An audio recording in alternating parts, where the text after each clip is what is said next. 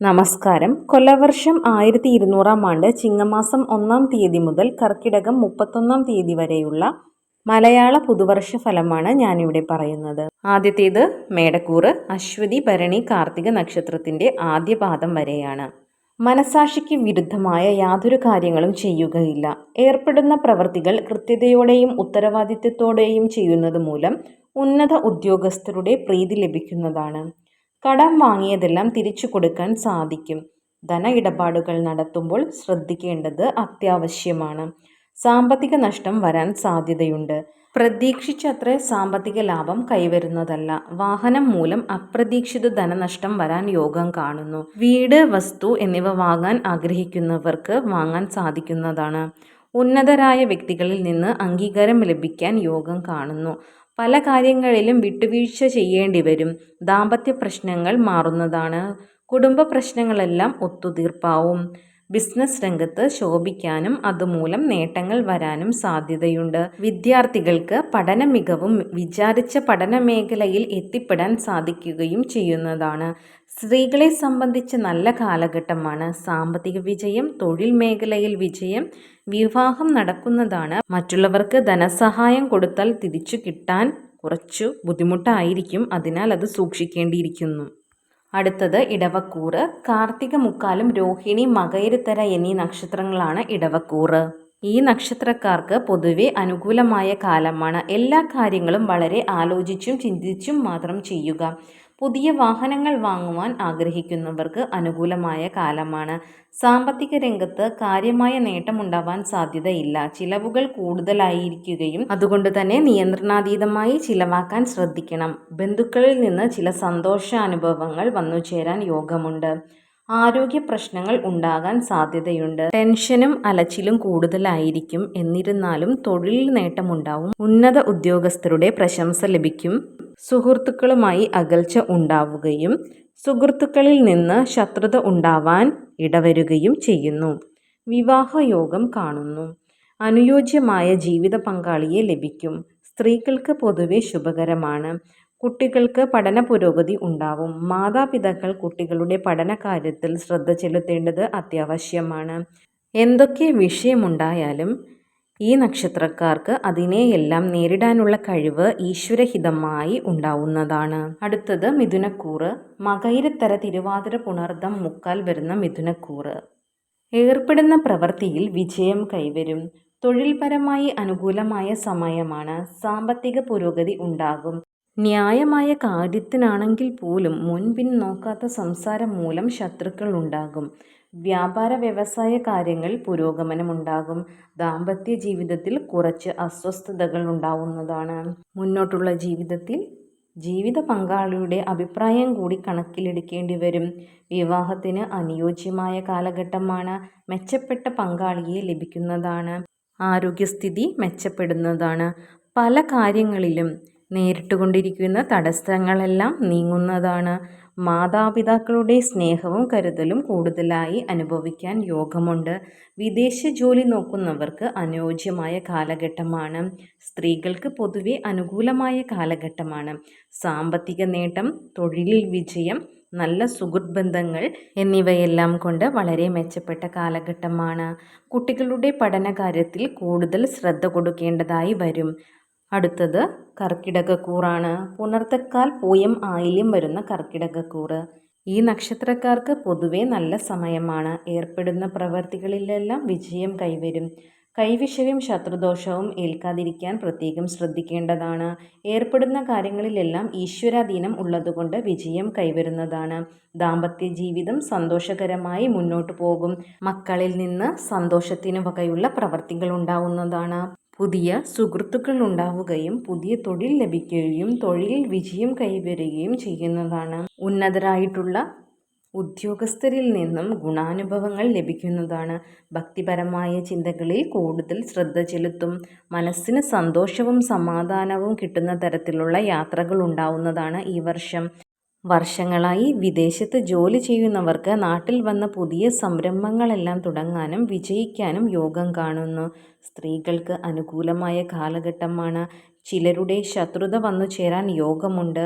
കുട്ടികൾക്ക് പൊതുവെ പഠനകാര്യങ്ങളിൽ തടസ്സം നേരിടാൻ സാധ്യതയുണ്ട്. വിജയത്തിനു വേണ്ടി കൂടുതൽ പരിശ്രമിക്കേണ്ടി വരികയും മാതാപിതാക്കളുടെ ശ്രദ്ധ കൂടുതലായി വേണ്ടിവരുന്നതുമായ സമയമാണ്. അടുത്തത് ചിങ്ങക്കൂറാണ്. മകം, പൂരം, ഉത്രക്കാൽ വരുന്ന ചിങ്ങക്കൂറ്. ഈശ്വരാധീനം കൂടുതലായി ലഭിക്കുന്ന കാലഘട്ടമാണ്. സാമ്പത്തിക പുരോഗതി ഉണ്ടാകുന്നതാണ്. ബുദ്ധിപരമായ പ്രവൃത്തി മൂലം പല കാര്യങ്ങളിലും ഗുണാനുഭവങ്ങൾ ലഭിക്കും. ഗൃഹനിർമ്മാണം പൂർത്തീകരിക്കാനും പുതിയ ഗൃഹം വാങ്ങാൻ ആഗ്രഹിക്കുന്നവർക്ക് അത് നടക്കുന്നതിനും യോഗം കാണുന്നു. പുതിയ പ്രവർത്തനങ്ങൾ തുടങ്ങാൻ ആഗ്രഹിക്കുന്നവർക്കും മുടങ്ങിക്കിടക്കുന്ന ചില പദ്ധതികൾ പുനരാരംഭിക്കാനും ആഗ്രഹിക്കുന്നവർക്ക് അത് വിജയകരമായി മുന്നോട്ട് കൊണ്ടുപോവാൻ സാധിക്കുന്നതാണ്. ബന്ധുക്കളിൽ നിന്ന് അപ്രതീക്ഷിതമായ സഹായം കിട്ടുന്നതാണ്. അതുപോലെ തന്നെ ചിങ്ങക്കൂറുകാരെ സംബന്ധിച്ചിടത്തോളം കണ്ടകസ്ഥാനത്ത് ശനി നിൽപ്പുണ്ട്. ഇവരുടെ 7ാം മഠത്തിൽ നിൽക്കുന്ന ശനി ആയതുകൊണ്ട് തന്നെ ചെറിയ ദാമ്പത്യ കലഹങ്ങൾ ഭവനത്തിൽ ഉണ്ടാകുന്നതാണ്. അതായത് ഭാര്യ ഭർത്താക്കന്മാർ തമ്മിൽ സ്വരച്ചേർച്ചയില്ലായ്മ, കുടുംബത്തിൽ ചില്ലറ ദുഃഖങ്ങൾ ഇതുവഴി ഉണ്ടായേക്കാം. വിവാഹം കഴിക്കാൻ ആഗ്രഹിക്കുന്നവർക്ക് അനുയോജ്യമായ കാലഘട്ടമാണ്.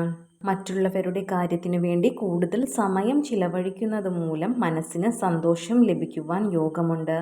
വർഷങ്ങളായി കുട്ടികളുണ്ടാവാതെ കാത്തിരിക്കുന്നവർക്ക് കുട്ടികൾ ഉണ്ടാവാനുള്ള യോഗം കാണുന്നു. അതുപോലെ തന്നെ ചിലവുകൾ കുറച്ച് കൂടുതലായിരിക്കും. തൊഴിൽ രംഗത്ത് നേട്ടം ഉണ്ടാവാൻ സാധ്യതയുണ്ട്. സ്ത്രീകൾക്ക് അനുയോജ്യമായ കാലഘട്ടമാണ്. ശത്രുദോഷം ഉണ്ടാവാതിരിക്കാൻ ശ്രദ്ധിക്കണം. കുട്ടികൾക്ക് അനുകൂലമായ സമയമാണ്. പരീക്ഷയിലും ഇൻ്റർവ്യൂയിലും വിജയം കൈവരുന്നതാണ്. അടുത്തത് കന്നിക്കൂറാണ്. ഉത്രമുക്കാൽ, അത്തം, ചിത്തിരത്തര ചേരുന്ന കന്നിക്കൂറ്. ഈ നക്ഷത്രക്കാർക്ക് സാമ്പത്തികമായി ഏറെ മെച്ചപ്പെട്ട കാലഘട്ടമാണ്. തൊഴിൽ അഭിവൃദ്ധി കാണുന്നു. പുതിയ ബിസിനസ് തുടങ്ങാൻ ആഗ്രഹിക്കുന്നവർക്ക് അനുകൂലമായ കാലഘട്ടമാണ്. ബിസിനസ് രംഗത്ത് പ്രവർത്തിച്ചു വരുന്നവർക്ക് നേട്ടങ്ങളും ഉയർച്ചകളും ഉണ്ടാവുന്നതാണ്. തൊഴിൽ രംഗത്ത് ഗുണകരമായ മാറ്റങ്ങൾ കാണുന്നുണ്ട്. ആ മാറ്റങ്ങൾ ഭാവിയിലേക്ക് ഏറെ ഗുണകരമാണ്. സാമ്പത്തികമായ നേട്ടങ്ങൾ ഉണ്ടാവുന്നതാണ്. ജോലിയിൽ കയറ്റം കിട്ടാൻ സാധ്യതയുണ്ട്. പുതിയ ജോലിക്ക് ശ്രമിക്കുന്നവർക്ക് നന്നായി പരിശ്രമിച്ചാൽ ജോലി കിട്ടുന്നതായിരിക്കും. ദാമ്പത്യ ജീവിതവും കുടുംബജീവിതവും സന്തോഷപ്രദമായിരിക്കും.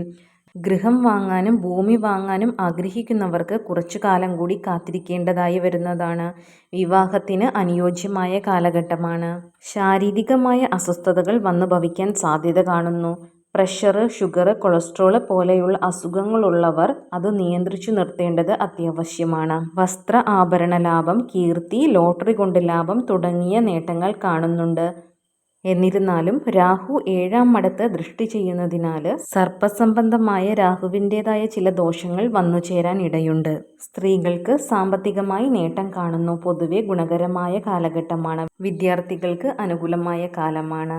വിദേശത്ത് വിദ്യാഭ്യാസത്തിന് പോകാൻ ആഗ്രഹിക്കുന്നവർക്ക് അനുകൂലമായ കാലഘട്ടമാണ്. അടുത്തത് തുലാക്കൂറ്. ചിത്തിരത്തര, ചോതി, വിശാഖ, മുക്കാൽ വരുന്ന തുലാക്കൂറ്. ഇവർക്ക് പൊതുവെ ദോഷഫലങ്ങളാണ് കാണുന്നത്. ദുരിതങ്ങളാണ്. ഭാഗ്യദോഷങ്ങൾ പലപ്പോഴും പിടിപെട്ടേക്കാം.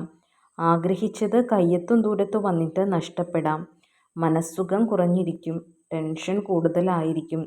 എല്ലാത്തിനും ഒരു ശ്രദ്ധക്കുറവ് ഉണ്ടായിരിക്കും. വിവാഹം ചെയ്തിട്ടുള്ളവർക്ക് വിവാഹബന്ധം വഷളാകുന്നതാണ്. സന്താനങ്ങൾക്ക് അത്രയും നല്ല സമയമല്ല. കലാസാഹിത്യ രംഗങ്ങളിൽ പ്രവർത്തിക്കുന്നവർക്ക് വിഷമ കാലഘട്ടമാണ്. കൂട്ടുകാർക്കും മാതാപിതാക്കൾക്കും ഗൃഹപ്പിഴ സാന്നിധ്യം ഉണ്ടാവുന്ന കാലഘട്ടമാണ്. കാര്യതടസ്സങ്ങൾ ഉണ്ടാവുന്നതാണ്. വിദേശത്ത് ജോലി ചെയ്യുന്നവർക്ക് നല്ല സമയമല്ല. രോഗബുദ്ധിമുട്ടുകളെല്ലാം അനുഭവപ്പെട്ടേക്കാം. 2025 മെയ് മുതൽ ഇതിനെല്ലാം ഒരു മാറ്റം വരുന്നതായിരിക്കും.